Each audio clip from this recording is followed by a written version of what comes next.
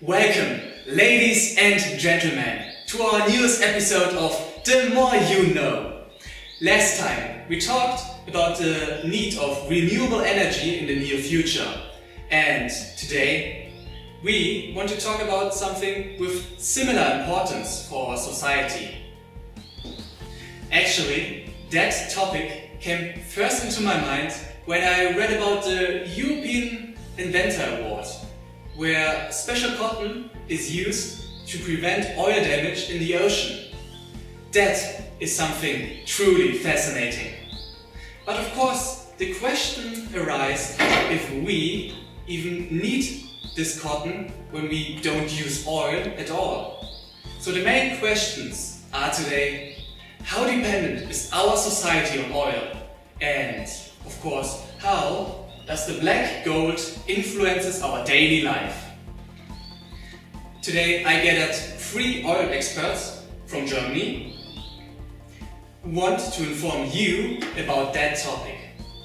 Mr. Krebs, businessman who's specialized in the history and the making of oil. Ms. Karaschinski, a scientist who talks about the applications of oil, and the nature activist Ms. Kresslin, who's specialized in the oil market. Good evening, everybody. Yes, thank you for your appearance today. No. It is an honor to be here with you. No, please. Thank you for having us. I, of course, informed myself about oil as well, and will lead the discussion, as always. So, let the discussions begin. The more you know, the better. Mr. Pace, mineral oil isn't something that can be produced by humans. So, can you inform us about the natural way to create this scarce resource? Wow, what a coincidence! I have prepared the materials, so to show you a better overview of it. Most of today's energy needs are made by fossil fuels like coal, oil, and gas. These unique high-energy fuels are non-renewable resources that took millions of years to form. About 2 billion years ago, marine organisms like algae and microscopic animals and plants died and settled on the ocean floor. Beneath other sediments in the ocean and in the absence of origin, these fossils changed into a substance called kerogen. Under heat and pressure, kerogen gradually changes into oil or gas. The whole process usually takes at least 1 million years. Through constant pressure and movements of the Earth's crust, squeezes oil and gas to the poles or spaces within rocks. Some oil and gas reaches the Earth's surface and seeps out naturally into land or water. Often it is trapped beneath the surface by impermeable layers or rock structures like folds. Within the crust, oil and gas deposits build up and form reservoirs. Reservoirs are like vast sponges filled with oil and gas. They can be as large as a city.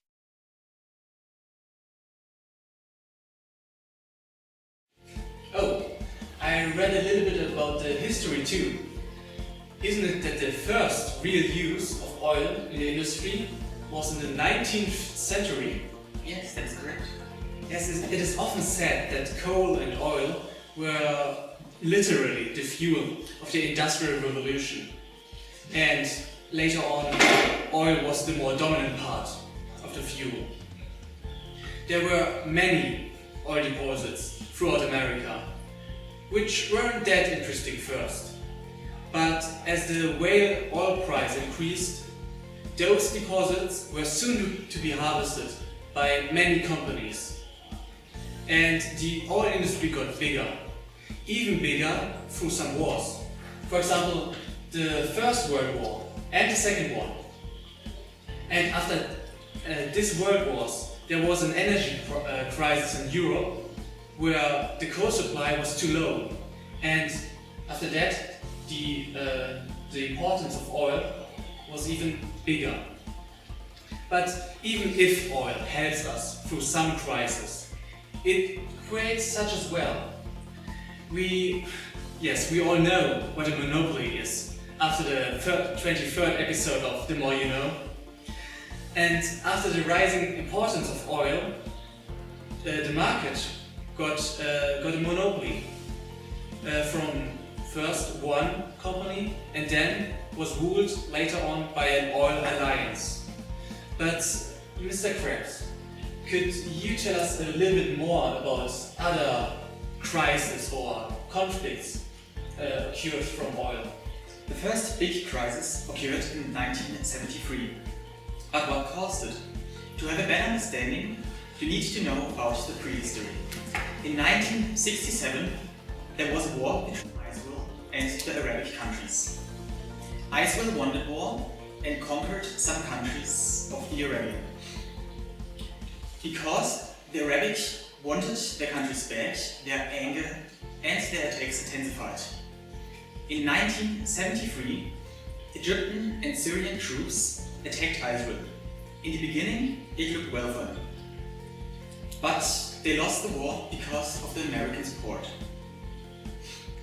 So the OPEC, the Organization of Petroleum Exporting Countries, basically the Arabian countries, pressured the Western countries that they can influence the Israeli government. They decreased the daily amount, and of course, with the decreasing amount, the price increases. It leads to the oil crisis. As a result, on the 25th October 1973, they decreased the oil production by 25%. The price of light oil fuel increased by 6 times. Germany invented 4 Sundays where it isn't allowed to drive with a car.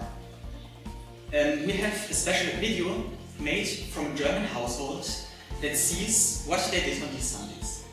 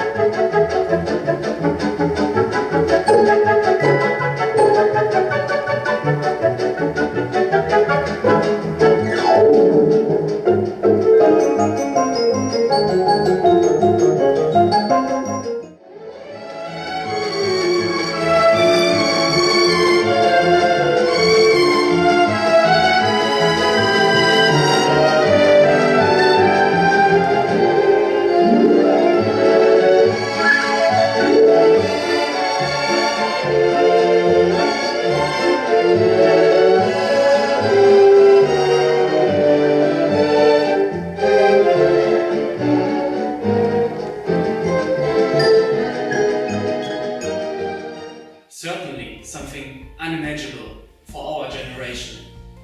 But Ms. Kawashinsky, is oil still that important for our life? So that's a good question, and the answer is clearly yes. Nearly all products which we use daily includes oil. So, Mrs. Kresny, what did you do this morning after waking up? Well, if it's so important, I woke up because I had a major headache. Then I took an aspirin, as I would usually do when I have a headache, and then I changed. Okay, it's quite interesting, because all products which you'd use this morning includes oil. No way. Oh, you will see it. So, aspirin is a common known pill.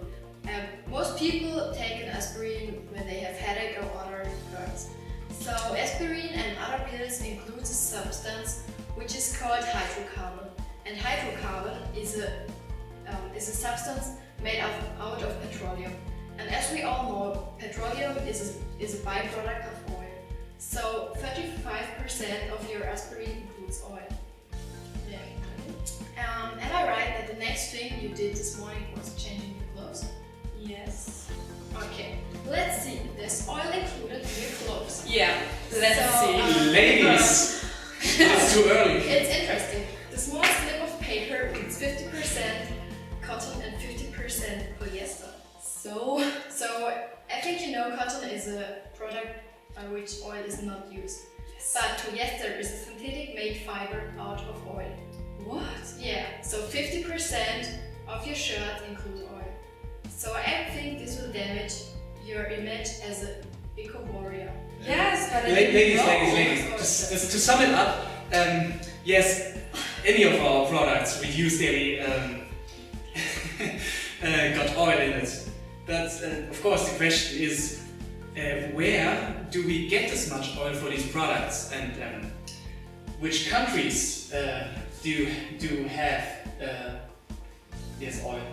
As you can see in this graph, the Arabic countries, what I mentioned before, the OPEC, have most of the oil reserves located in their countries.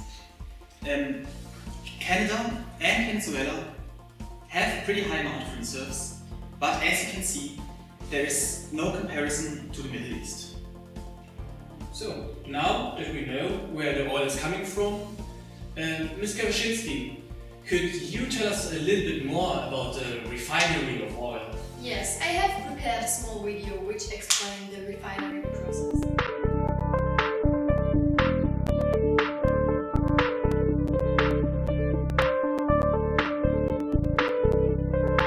From the outside, a refinery may look like an endless maze of chimney stacks, pipes and vessels. However, refineries are highly sophisticated industrial facilities, transforming crude oil into valuable products with numerous applications. The process starts when crude oil extracted from the ground or seabed arrives at a refinery. Crude oil is a mixture of many chemicals, mostly containing carbon and hydrogen. This mixture needs to be separated to produce products like LPG for cooking, petrol for cars, or diesel for trucks. The separation first starts in a distillation column. Here the black oil is heated and various components separate based on their boiling points. Lighter components like petrol and kerosene rise upwards and are then treated to remove impurities like sulfur and nitrogen. The heavier components like heating oil and diesel oil collect at the bottom of the column and are further broken down into lighter products. Different components and additives are then mixed together to produce fuels that meet domestic and international needs. These fuels are then stored in large tank farms, ready to be transported to the end users via a combination of pipelines, rail and road. Modern refineries like Vadinar thus produce lighter and cleaner fuels that advance society's demand, making our life more comfortable and bringing endless benefits.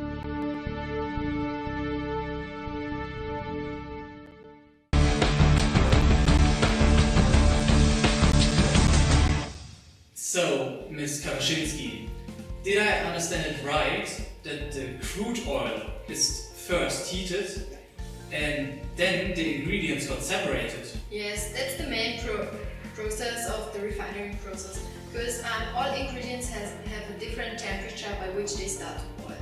And then they separate and you get all these products out of oil. So that's all about the processing. Ah, okay. So, now it's your turn, Ms. Gresling. Finally. Finally, yes. Yes. You brought a statistic, right? Which you wanted us to see. Yes, exactly. Because my first topic includes the price. Later on, I will focus on a more important one, but let's just start with the price. As you, Mr. Dahm, already said, I brought a statistic from Texon. Texon is a company which produces measuring instruments, especially for oil. And this chart right here compares the prices from 2015 until 2017. And just for you to understand the chart, you have to know that it is in dollars because it's from the US, and it's in barrel. And one barrel is like 160 liters. So I just want you to take a roughly look at it so you can get an idea. And I want to focus on our current year. As you can see, we started out about $55 and attained in July $50. So it decreased over the few months. So at first you would think, well, that's quite good, but later on you will see that it isn't actually. And This whole chart, I also have to mention that this chart shows the price on the exchange, so it can change every hour and every minute, especially when political and economical decisions are made. No Yes. way! How should a decision which is made by the White House influence the price so fast? Okay, stop. That's insane. Stop. First of all, let me finish when I talk. I was quiet when you had your presentation, so please, when you talked about the history, I didn't say anything, okay? And I think what's in the past is in the past, so you don't have to talk right now I think we about need a it. break. We're back.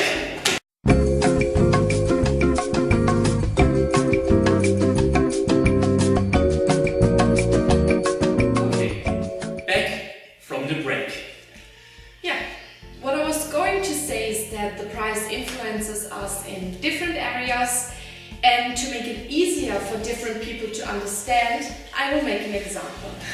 So after Donald Trump's election, he promised that he wants to be independent from the OPIC, which Mr. Krebs already mentioned, is an organization including all countries which are exporting mineral oils. He wants to provide his own country with its own oil. And this is a catastrophe for the market because especially the US was a very, very important importer. One of the biggest actually. Yes, thank you so much, Ms. President. And I also heard that you are quite well informed about the environmental crisis. Yes. Could you name us maybe one or two? Well, of course there are more than just two, but we have limited of time, so I will confine myself to just two.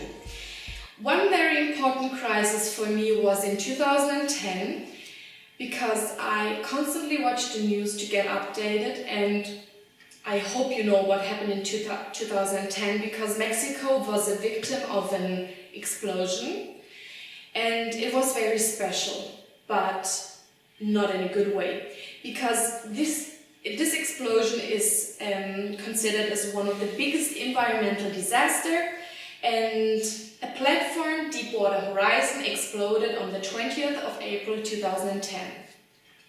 Over 800 million liters of oil leaked into the Gulf of Mexico, and the consequences were immense, and I want to focus on them.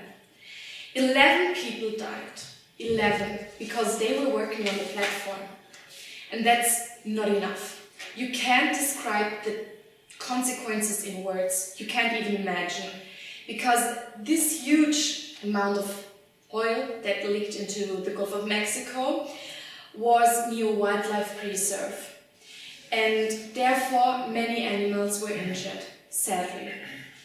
Then I also want to talk about the scarcity of mineral oil. It is a reason for many countries to fight, and it will also bring me back to my previous topic, the price. And Ms. Kawaczynski, when you think about countries that are exporting mineral oils, which one pops up directly in your mind? Saudi Arabia, of course. Exactly. And Saudi Arabia is especially very clever because they,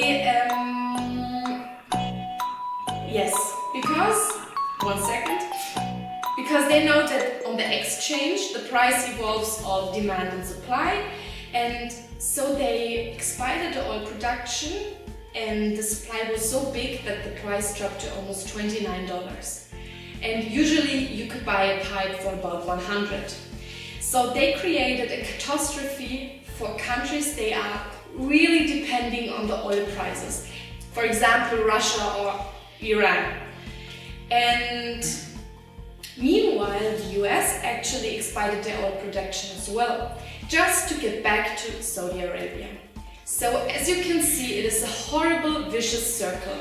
And yes, I could talk for hours about it, But of course, yes. after everything we have gathered now, let us draw a conclusion to the question: how dependent is our society on oil, and how does the black gold influences our daily life? On the one hand, oil is a crucial part of our daily life. We use it in nearly every product, daily. But on the other hand, oil creates so many disasters, crises, especially environmental crises. Yes. But let's draw a point here. This is why you have to think about the question, how does the black gold influences your life? Thank you for your appearance today. Again, thank you for having us. And don't forget, the more you know, The better.